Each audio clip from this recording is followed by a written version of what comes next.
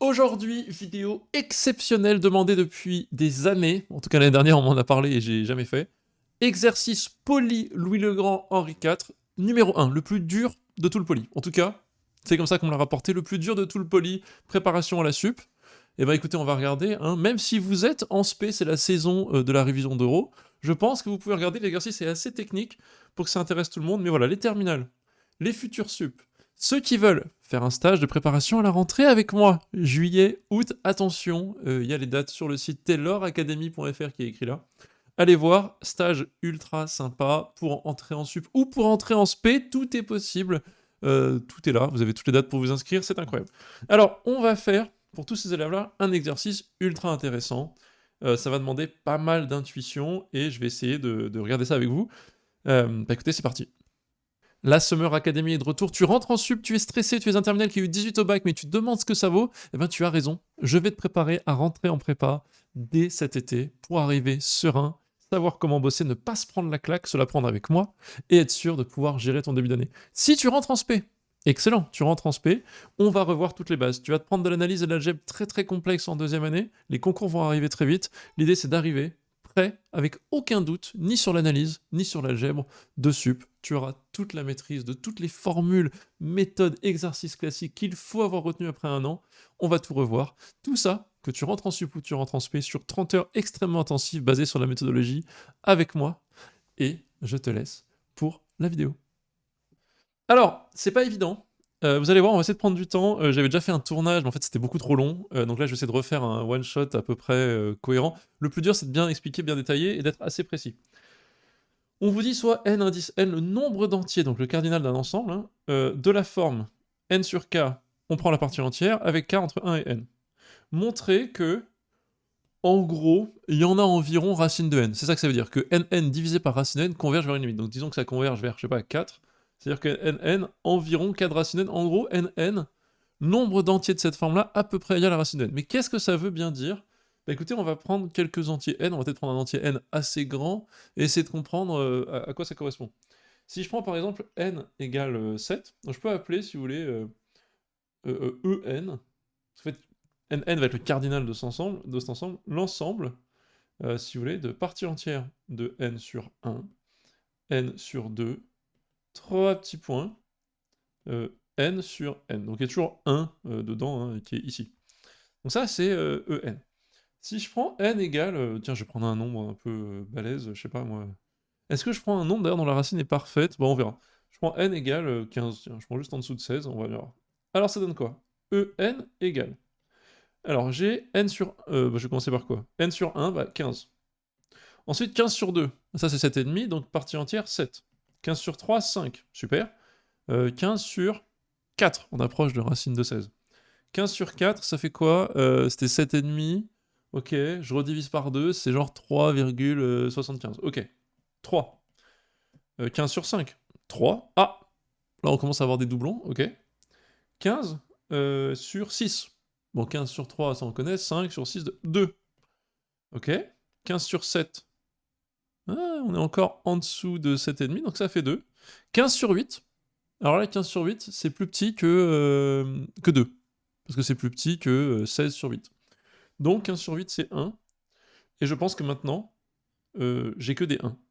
1, 1, 3 petits points, jusqu'à 1. Hop. Bah donc si vous voulez, 1, je peux l'essayer qu'une fois en fait, hein, mais... Donc si vous voulez, le cardinal de en, hop, donc nn ici, c'est quoi? Eh ben c'est 1, 2, 3, 4, 5, 6. 6 éléments. Est-ce que c'est proportionnel à racine de 15? Racine de 15. Allez, racine de n, ça fait 4, ça fait 3. Bon, disons que c'est entre 3 et 4. C'est à peu près 2 racines de n. Très bien. Ce qui est important de comprendre, c'est que là, en fait, j'avais k égale 1, k égale 2, k égale 3, k égale 4. C'est qu'à partir de là, hop, ça commence à se répéter. Enfin, à partir d'ici, là, ça va se répéter. Il y a un 3 qui avait déjà été atteint, et puis il y a des 2 et des 1. Et donc, on va essayer de comprendre combien d'éléments distincts je vais trouver qui se répètent, combien d'éléments distincts se répètent pas. C'est ça la technique de l'exercice. En gros, la grande technique, c'est ça. En fait, il y a une division à comprendre entre les cas qui ensuite clarifie tout. Mais tant que vous n'avez pas compris ça, C'est un peu compliqué. Il se trouve que mon élève, lui, n'a pas galéré autant que ça, et a pensé très vite à faire cette division, donc c'est très bien, parce qu'il a pensé à ce qu'on fait quand on cherche les facteurs premiers. Quand on cherche les facteurs premiers potentiellement d'un nombre, je sais pas moi, tiens, on va prendre 42, tu vois, on dit 42, c'est quoi? C'est 2 fois 21, puis on remonte. On dit c'est 3 fois, ah bah en l'occurrence 14. Puis on tente 5 fois, rien du tout, ça marche pas, ok. Puis on tente 7 fois, ah 6, ok. Bah là on arrive à 7 fois 6, on est à peu près au truc qui ressemble plus à un carré, si vous voulez, enfin un nombre fois lui-même, à peu près à la racine de 42, si vous voulez. C'est à peu près, c'est entre 36 et 49, quoi, c'est entre 6 fois 6, 7 fois 7. Et ben en fait, la prochaine fois que je trouve un nombre, premier, ça va être quoi? Bah, en fait, je vais redescendre, en fait. Je vais commencer à chercher ensuite 11. Mais en fait, j'ai déjà cherché autour de 11, donc c'est pas possible. 11 fois 4, ça marche pas. Et donc on se dit, en fait, on s'arrête dans la recherche de nombre premier à racine de n. Parce que si je continue ici, en fait, je retomberai sur un nombre ici qui aurait dû déjà apparaître. Donc racine de n, c'est un peu le point de recherche. C'est un peu la même idée qu'il y a ici. Alors, pour essayer de clarifier tout ça, on va essayer de calculer, en fait, on va essayer de diviser ce qui se passe. On va essayer de diviser en en, en deux nombres, en deux ensembles. Ça va être en fait l'ensemble des n sur k en partie entière, tel que k appartient à, on va prendre les plus petits k, donc 1, 2, 3 jusqu'à racine de n, hop, 1, 2, 3 jusqu'à racine de n, malheureusement racine de n n'est pas un entier nécessairement, donc hop, partie entière également de racine de n, union, hop, n sur k, pour k appartient à, et ben racine de n partie entière plus 1, 3 petits points, non pardon, n, pas racine de n. Hop. Donc je vais appeler ça AN et BN.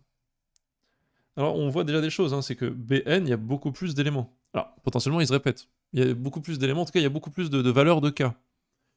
Et beaucoup plus d'éléments, bah ça on va voir. En soi, là, si vous voulez, dans cet exemple-là, bah, si je prends la partie entière de la valeur absolue, c'est k égale 3, si vous voulez. Oui, k égale 3. Bah ici, k égale 3, en fait, la séparation elle serait plutôt ici. Et donc là, je dirais que AN, dans cet exemple-là, c'est ça, et BN, c'est ça. Donc en fait, AN, BN, il y aurait 3 éléments d'un côté, 3 éléments de l'autre. 1, 2, 3. Et je retrouve les 6, si vous voulez. Je pourrais dire 3 plus 3, ok. J'ai l'impression ici qu'il y en a beaucoup plus. Il y a beaucoup plus de calculs, mais qui mènent à un nombre à peu près exact, à peu près le même, d'éléments. Et donc l'idée, ça va être de calculer d'un côté, de comprendre et de calculer ce qui se passe côté AN. Bon, ça va être le plus facile de l'exercice, honnêtement. Et ensuite, comprendre ce qui se passe côté BN, ce qui est un peu plus chiant, honnêtement, un peu plus galère, et qu'on va faire complètement, de manière complètement différente que ce qui se passe pour n. Donc en fait, si j'écris la formule du cardinal, hein, pour l'instant, je prends mon temps, mais cardinal de En égale card de AN plus card de BN, mais attention, moins cardinal de l'intersection. Alors là, dans le cas 15, pas le meilleur exemple, parce qu'il n'y a pas d'intersection. Mais peut-être qu'il y aura une intersection, alors elle risque d'être petite, vous voyez, parce que c'est le moment où ça se répète, enfin on sent qu'en fait, en divisant en racine de n comme ça, en fait c'est une question de partie entière qui va peut-être faire que ça saute d'un côté ou de l'autre, on sent que l'intersection, il y aura quoi? 0, 1, 2 éléments, il n'y en a pas beaucoup. Donc ça devrait le faire. Moi ça c'est mon nn, et quand je divise par racine de n, mon but c'est de montrer que ça tend vers une constante, ça tend vers une constante, a priori la même. Là j'en ai 3 et 3, on verra. Et là, que ça tende vers 0, quoi, que ce soit un nombre très borné, si vous voulez.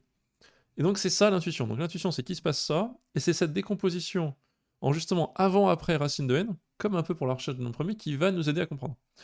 Donc il faut qu'on comprenne ce qui se passe. Alors là, ça va être assez particulier, il va falloir que je sois extrêmement précis. Grand 1, on va essayer de comprendre ce qui se passe pour AN. En fait, on va montrer que dans AN, il n'y a que des éléments distincts. C'est qu'en fait, la décomposition en AN, enfin, et BN, fait qu'en fait, les AN ont tous des éléments différents. Alors c'est ça qu'il faut montrer. Donc on va prendre grand 1, si vous voulez. Montrons que cardinal de AN égale... en fait, cardinal de AN égale le nombre d'éléments. En tout cas, le nombre d'éléments pour le nombre de calculs qu'on fait pour K. Là. Donc vraiment, le nombre, en fait, il y en a combien? Il y en a partie entière de racine de n. Montrer qu'en fait, qu'à chaque élément calculé correspond un élément distinct et qu'il n'y a pas de répétition dans AN. C'est ça que ça veut dire. Montrer ça, ça veut dire montrer qu'il n'y a pas de répétition dans AN. Donc je fais exprès de revenir à ça souvent pour que vous regardiez vraiment l'intuition physique du truc, parce que quand je commence à écrire cardinal n égale partie entière de racine, on se dit oh là on comprend rien. Non, pourquoi partie entière? Parce que c'est le nombre de k qui est ici. C'est pour dire en gros à chaque k un élément distinct, ce qui correspond à ces 4 là. Ok, très bien, donc là je parle beaucoup, mais on va essayer de faire ça proprement. Montrons ça. Alors, il faut essayer d'étudier ce truc-là de manière assez claire. Euh, Qu'est-ce qu'on peut dire déjà sur les éléments? Peut-être que peut-être que je vais noter pour tout le reste de la vidéo. Je sais pas, P ou Q, enfin vous avez compris. Hop, ça. Sinon, je risque de galérer pas mal. Et je peux écrire quelques petites propriétés dessus déjà. P, je peux l'encadrer vu que c'est une partie entière. Partie entière, je l'encadre comment? Ben, P, c'est plus petit ou égal que le nombre lui-même, racine de n, et c'est plus grand ou égal que racine de n moins 1, si vous voulez. Voilà. Puis d'ailleurs, on pourrait même encadrer P carré. Est-ce que ça vaut le coup? Oui, P carré, on pourrait l'encadrer, ce serait un peu marrant. Bon, je sais pas si ça vaut le coup, mais en gros, je peux dire que c'est plus petit que n, quoi. J'aurais P carré plus petit ou égal à n. Je sais pas si c'est utile. Bon, voilà, je vous mets ça ici. On le retient pour la suite. Moi, je veux prendre les éléments là et je veux dire, en fait, je vais essayer de montrer qu'ils sont tous distincts. Et je veux montrer bah, qu'ils ont une certaine valeur, qui sont quand même assez grands, quoi. Donc, qu'est-ce qu'on peut dire? Mes éléments, c'est mes n sur k. Donc, je prends pour k appartient à 1. Alors, pour le coup, maintenant, je l'appelle p. J'ai n sur k, qui est toujours plus grand ou égal à n sur p. Bon, ça, c'est pas très compliqué. Et donc, j'ai bien partie entière de n sur k, toujours plus grand ou égal à partie entière de n sur p. Bah, d'ailleurs, n sur p, on peut dire quoi, vu que j'ai déjà encadré p? N sur p qui est lui-même plus grand que racine de n, en fait.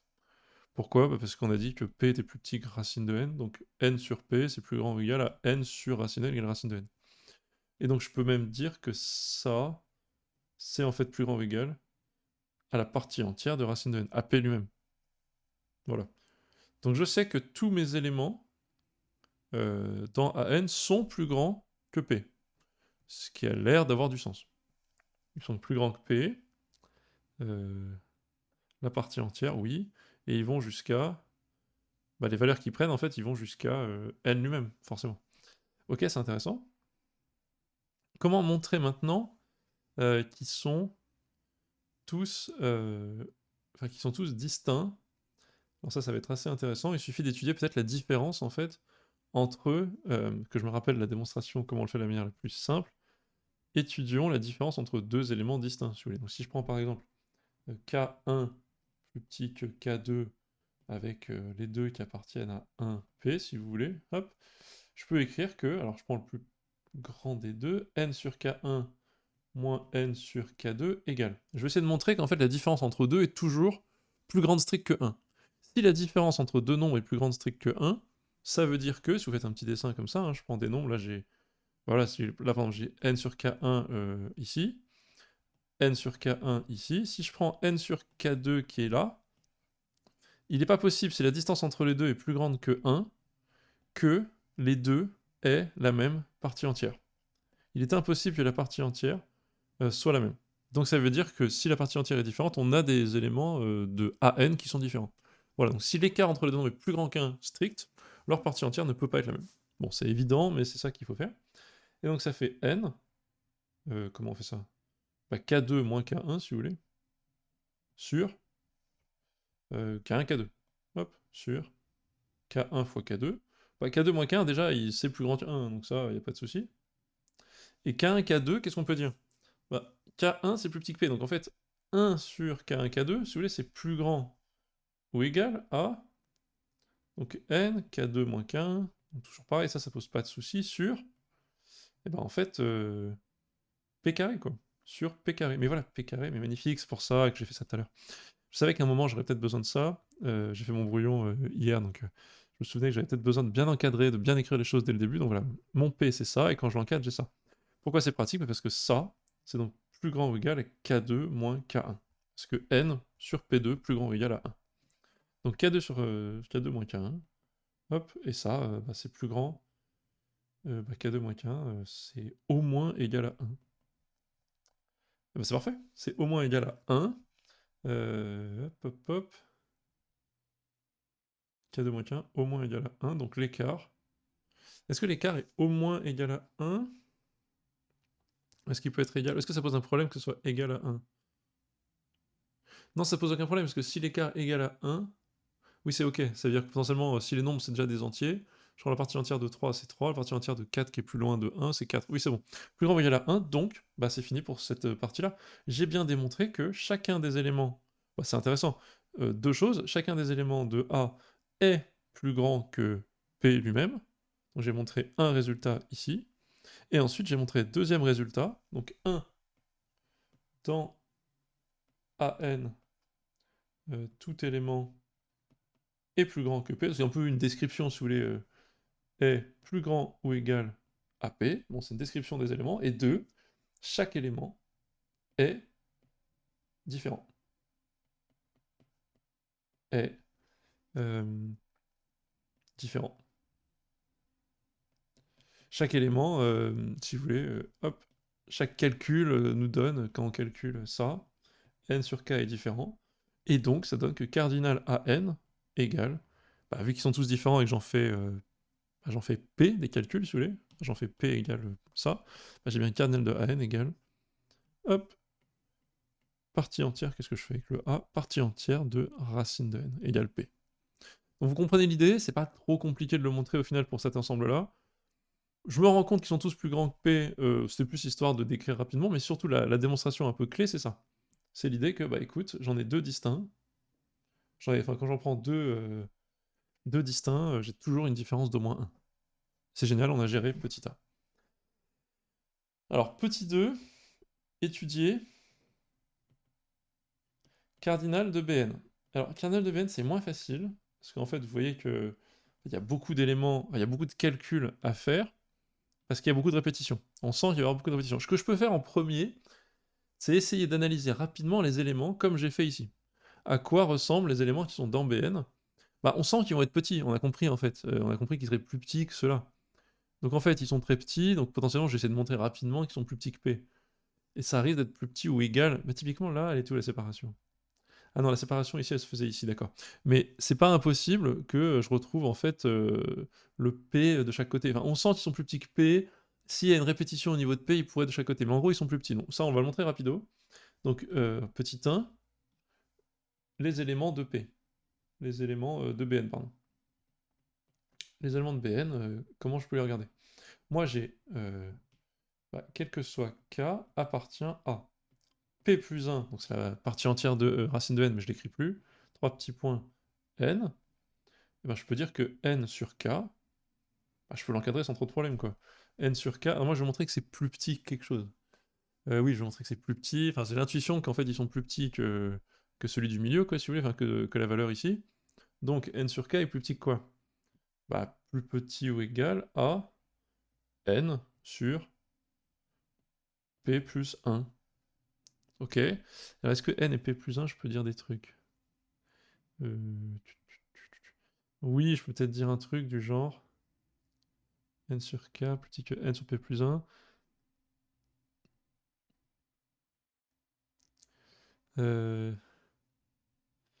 Bah, n c'est...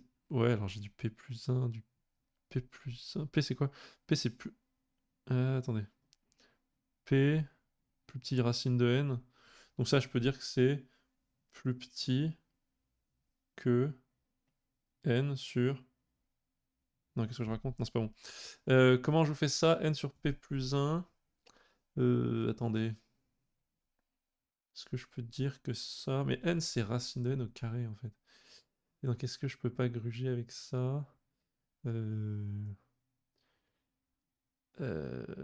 ta, ta, ta, ta.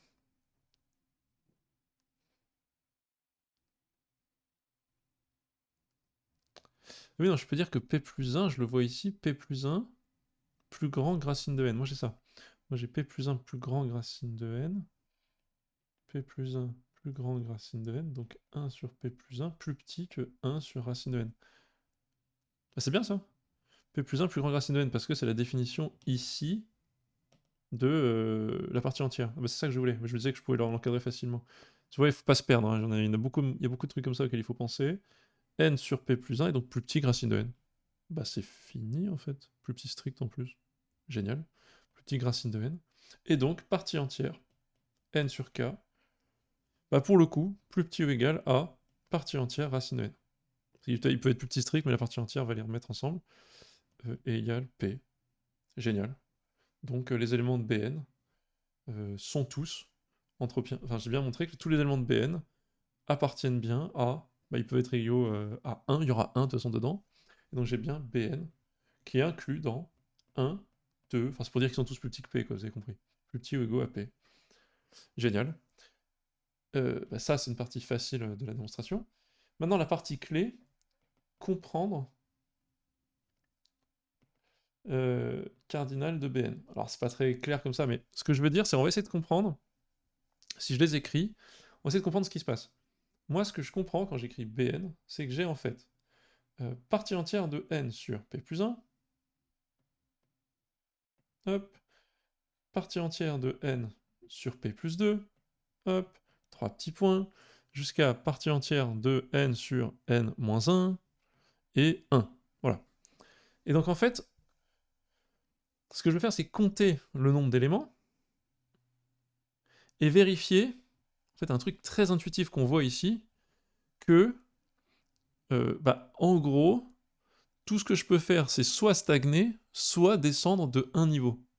Et donc, qu'est-ce qu'on va faire pour essayer de prouver ça? C'est qu'on va regarder quel est l'ensemble total de déplacement, enfin, plutôt la différence totale entre les éléments, entre celui-ci qui est le plus gros et celui-ci qui est le plus petit. En fait, la partie entière, encore une fois, c'est une fonction croissante.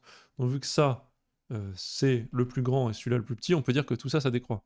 Là, j'ai une suite décroissante, si vous voulez. Et je veux dire, la différence entre le plus gros et le plus petit, bah, en gros, je vais l'atteindre en faisant que des sauts de soit 0 quand je stagne, soit moins 1. Vous voyez, ce que je vais faire, c'est ça. Je vais soit descendre de 0, ou descendre de moins 1. Mais donc, en fait, si j'ai le nombre de descentes totales, si imaginons ça, c'est 7, et là, à la fin, j'ai 1.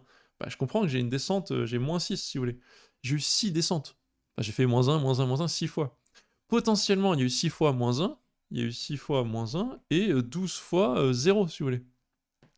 12 fois des sauts de 0. Bah, j'exagère, mais voilà, on peut faire des sauts de 0. Mais si j'arrive à montrer ça, en fait, c'est super, parce que je peux calculer, en fait, le nombre de sauts qu'il y a. Et si je calcule le nombre de sauts, ça va donner le cardinal de nombres différents. Et c'est ça qui m'intéresse. Le cardinal de nombres différents, c'est le nombre de fois que j'ai un saut de moins 1. Donc il faut prouver, alors c'est pas évident, qu'il y a que des sauts qui font moins 1 ou 0. En fait, si, c'est un peu évident quand on voit l'exemple, mais il faut quand même le prouver. Là, c'est pas ce qui est pas évident, c'est de penser que c'est pas une évidence. C'est de se dire, ok, faire gaffe à ce qu'il n'y ait pas des sauts qui fassent d'un coup 2 unités, par exemple. Parce que c'est pas parce que je fais de 7 à 1, moins 6, peut-être qu'il y en a une où ça saute de moins 2. Donc si je commence à dire, c'est simple, moins 6 c'est moins 1 6 fois, donc j'ai 6 nombres différents, ça serait faux si d'un coup je passe d'ici de 7 à 5. Vous voyez ce que je veux dire? Là, malheureusement, si je fais 7, 5, 3, 1, hop, j'en ai 4 de nombres différents. Ça marche plus. Donc si je dis que je passe de 7 à 1 et donc il me faut 6 nombres différents, ça marche peut-être un peu mieux. Donc il faut montrer en gros, calculons. Si vous voulez, on va calculer, je vais poser une suite. Je vais dire que ça c'est ma suite. Ça va être ma suite. Je vais poser soit une suite d'éléments, si vous voulez, soit U1 égale. Alors est-ce que je pose la partie entière ou le truc qu'il y a dedans? Bon, la partie entière. N sur P plus 1. 3 petits points. Et donc le dernier, c'est donc U égale. Alors c'est partie entière de N sur. Alors, le 1 correspond à P plus 1. Donc j'imagine que c'est P plus N moins P. Donc c'est N moins P. UN moins P, c'est bien P plus N moins P sur N égale 1. Voilà. Je vais chercher ce que vaut UN moins P, c'est 1, c'est facile. Je vais chercher ce que vaut U1. Et sachant ce que vaut U1, je vais pouvoir m'en sortir pour comprendre combien j'ai au total de sauts. Et ensuite, je vais étudier la différence entre deux termes et montrer que ça peut soit valoir 0, quand je prends leur partie entière, soit valoir 1. Donc étape 1, petit a, que vaut U1. Parce que ce que vaut U1 me donne en fait le nombre de sauts total quand je fais la différence. Enfin, si U1 vaut 7, je comprends que jusqu'à 1, j'ai 6 sauts. On va essayer d'encadrer tout ça proprement. P, il est encadré comment? Petit p, je reprends l'encadrement de départ. Donc racine de n moins 1. Si je le fais bien, j'ai racine de n moins 1 plus petit que p, petit strict, que p qui est ma partie entière, plus petit ou égal à racine de n. Donc racine de n petit strict que p plus 1, plus petit ou égal à racine de n plus 1. Et donc, racine de n plus 1, ici, j'inverse tout. 1 sur p plus 1 fois n sur p plus 1, plus petit strict que n sur racine de n, hop, comme ça. Ça, c'est super. Pourquoi? Alors, attends, sachant que ça, peut-être que j'ai déjà encadré. Qu'est-ce que je peux dire là-dessus? Ce qui est intéressant là-dessus, c'est que je peux dire que U1, ça sera la partie entière de ces trucs-là. Attends, on va faire une droite de nombre pour montrer que, en fait, U1, la partie entière, ça va être soit la partie entière de racine de n, en fait, soit la partie entière de ça. Et potentiellement, c'est pas très loin, ça de ça. Donc si vous voulez, pour comprendre un peu, enfin, j'essaie de comprendre en gros la partie entière de U1, enfin, la partie entière de ce truc-là, je vais essayer de comprendre où est-ce qu'elle peut aller.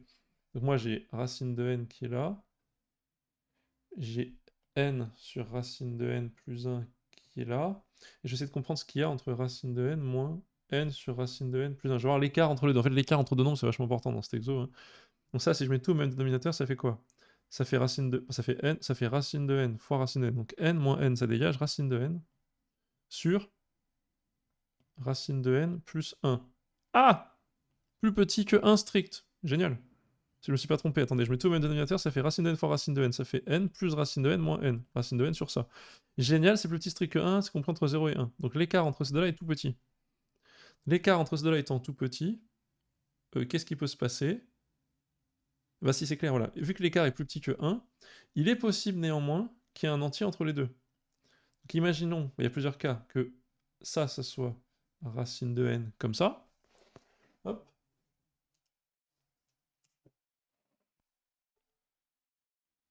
J'ai remis la batterie de mon ordi. Ok.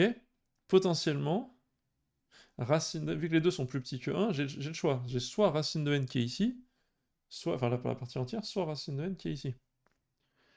Bah donc, il y a plusieurs choix possibles. Mais vu que mon truc ici est entre les deux, il y a le choix en fait. Soit il est là et il se prend comme partie entière lui, soit il est là et on est dans ce cas-là, ok. Enfin, en fait, il y a plusieurs choix. Soit on est dans le cas orange. Et donc mon U1, il peut être là ou là. Donc la partie entière, c'est soit ça, soit la partie entière de lui. Soit on est dans le cas blanc, et donc sa partie entière, c'est la partie entière de racine n. Donc en gros, j'ai que deux choix. Je peux dire que U1 appartient à, c'est pas très compliqué, hein. C'est soit, donc U1 égale, c'est ça l'idée en fait, c'est dès qu'on le trace, on comprend mieux. Moi j'avais galéré pas mal avec cet exo parce que je traçais pas les trucs comme ça, là. Et à comprendre que les écarts sont tout petits, on comprend très vite ce qui se passe. U1 c'est n sur p plus 1, ne peut appartenir qu'à deux valeurs. Soit la partie entière de racine de n lui-même, donc p si vous voulez, soit celui d'en dessous. Hop, selon les cas. Donc c'est P ou P, enfin, appartient à P ou P-1. Génial. Et donc, en soi, combien j'ai de sauts possibles? Bah, soit je passe de... Enfin, non, c'est pas des sauts, mais c'est... Enfin, c'est ça, j'ai la valeur P. Donc on va espérer que dans Bn, je vais pouvoir montrer que j'ai la valeur P, la valeur P-1, que toutes les valeurs entre P et 1 soient atteintes, quoi. Donc j'ai beaucoup plus que P éléments, quand je les écris tous comme ça. J'en ai n-p, j'en ai n-p, donc c'est beaucoup plus que p, parce que p c'est racine de n en gros, donc j'en ai n-p, mais il y en a plein qui se répètent. Mon idée par contre, c'est de montrer que, ok, je sais que tous mes éléments sont entre 1 et p, et je vais montrer qu'ils sont tous atteints. Voilà, donc je sais que les valeurs c'est entre 1 et p, j'ai un nombre de calculs à faire dans Bn, des calculs distincts à faire qui est n-p, mais je vais de montrer que ces n-p calculs me donnent à peu près tous ces trucs-là. Alors peut-être pas, peut-être que si je pars de P-1, j'en aurai un de moins. Mais c'est un des deux. Et donc ça c'est intéressant. Le seul truc que j'ai à faire maintenant, c'est donc, hop, montrer que U, je sais pas, K plus 1 moins UK appartient soit, enfin, égale soit 0, soit moins 1. Si je fais ça, c'est fini. En gros, c'est que ce soit pas autre chose que 0 ou moins 1. Si j'ai fait ça, c'est fini. J'espère que c'est clair pour vous. Donc là, ça va faire une longue vidéo encore. Bah, comment on fait ça? On écrit UK plus 1 moins UK. Bon, alors le problème, c'est que c'est un peu relou, parce que c'est moins 1, donc je vais plutôt mettre UK, si vous voulez, moins UK plus 1, pour avoir un truc positif.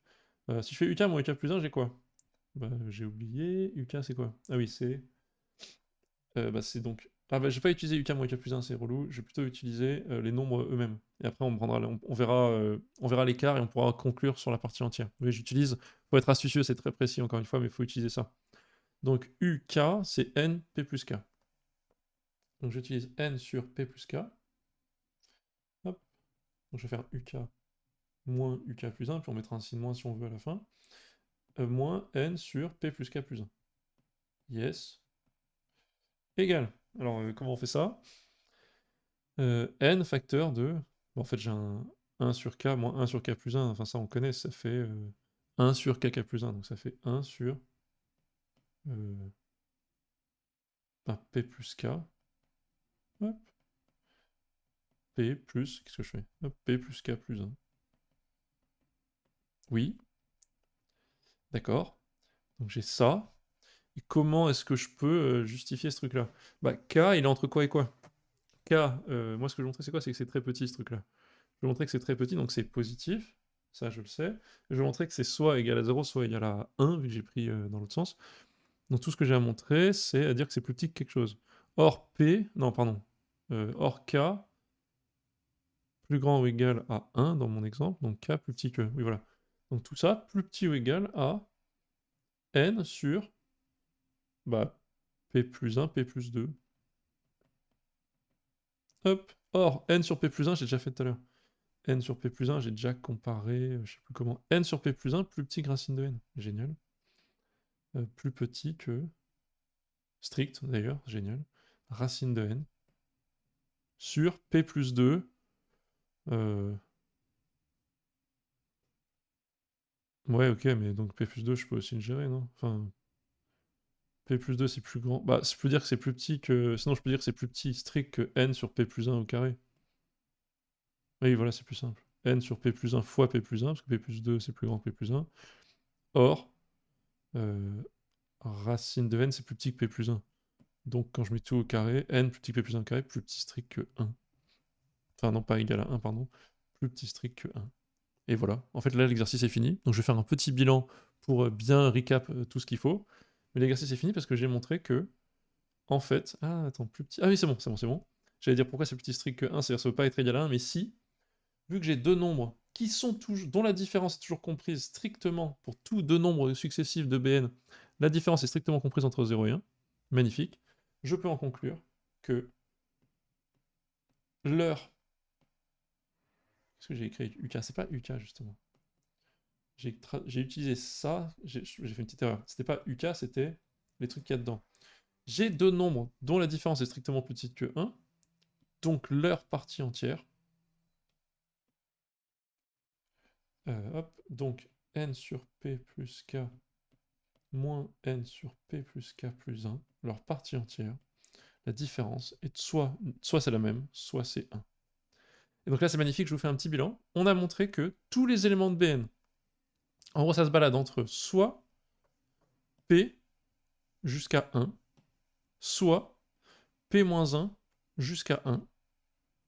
Donc tous les éléments sont entre 1 et p, et tous les éléments vont être atteints. Parce que j'ai le premier ici, quand je fais les calculs entre tout ça, j'ai le premier ici qui part, disons, de p, il y a deux scénarios, soit il part de p, ensuite je fais que une suite décroissante, mais soit de -1, soit de 0. Et j'arrive à 1. Donc ça veut dire que tout, vu que je fais que des paquets de -1, tous les entiers sont atteints jusqu'à 1. Donc j'en ai p.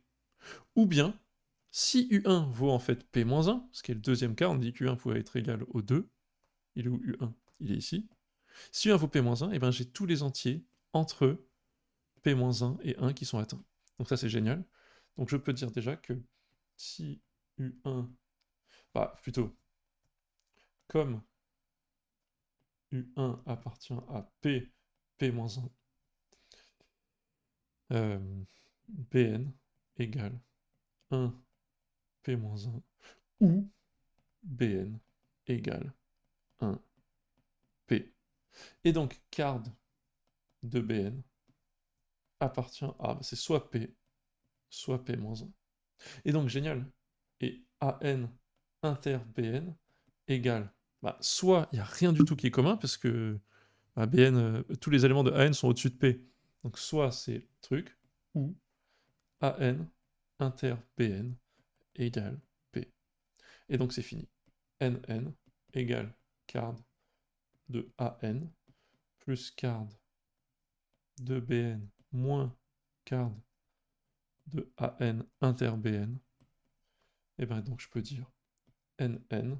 Donc card de AN, on a dit que c'était P, donc c'était ça.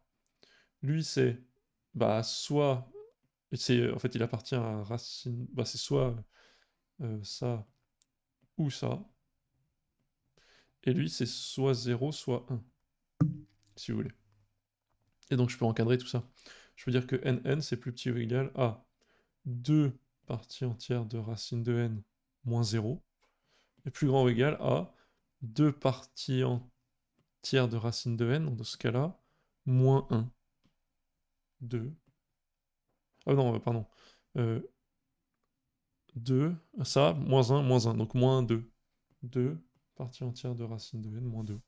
Voilà ce que je peux démontrer. Et donc c'est fini. C'est complètement fini. Pourquoi? Bah parce qu'ensuite, quand je fais 2 parties entières de racine de n moins 1 sur racine de n, plus petit ou égal à nn sur racine de n, plus petit ou égal à 2 partie entière de racine de n sur racine de n. Et alors là, quand j'ai ça, c'est fini parce que théorème des gendarmes. Théorème des gendarmes, partie entière de... Alors le 1, il tend vers 0, on s'en fout. Partie entière de racine de n sur racine de n, ça tend vers 1. Encadrement, ça prend une demi-seconde. Partie entière de racine de n sur racine de n, par encadrement, ça tend vers 1. Théorème des gendarmes, nn sur racine de n tend vers 1. Voilà, j'essaie de faire le plus clair possible et le plus court, mais ça fait quand même 35 minutes. J'espère que ça vous a plu. Je vous souhaite une très bonne fin de journée et je vous dis à la prochaine. Au stage, j'espère. Allez, bye bye.